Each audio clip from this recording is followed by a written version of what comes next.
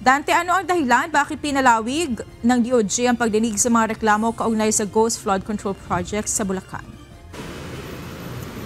Magandang gabi, Monica. May ilan sa mga respondent o kasama sa reklamo ang humingi ng extension upang sagutin ang issue na ipinupukol sa kanila.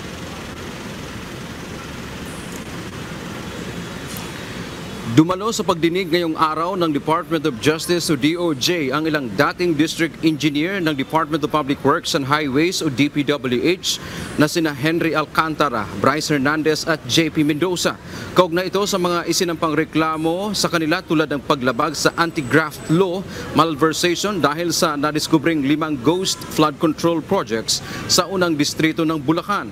Pagkatapos ng pagdinig, ibinalik ang tatlo sa Senado kung saan sila nakadetine. Hindi sumagot ang mga ito nang hinga ng reaksyon sa isinagawang pagdinig. Ayon kay DOJ spokesperson Attorney Polo Martinez, hindi natapos ang preliminary investigation ngayong araw. May ilan anyang respondent na humingi ng panahon upang sagutin ang reklamo. Kaya nagbigay ang DOJ ng hanggang Biyernes, November 28 upang magsumite ng counter affidavit ang mga ito. This is a non-extendable period. Whether or not they do file on such day, we will then proceed to resolve the case, based on the counter affidavit submitted, or if none, de wala, based on the complaint submitted by the NBI.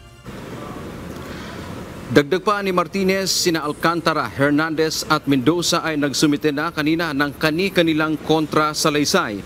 Inaasahang dadalo ng personal ang wala pang naibigay na kontrasalaysay sa Biyernes at pagkatapos ito ay inaasahang wala ng kasunod na pagdinig. Magiging submitted for resolution na ang mga reklamo at hihintay na lamang kung ano ang pasya ng panel of prosecutors kung dapat nakakasuhan o hindi ang mga respondent. Mindful the time is of the essence, we are pursuing this case with expediency.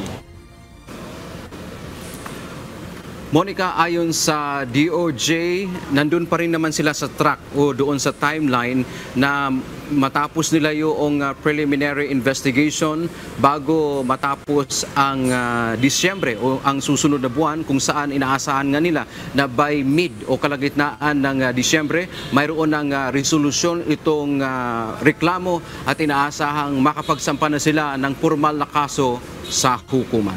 Yan ang ating update mula dito sa Maynila. Balik sa iyo, Monica. Maraming salamat, Dante Amento.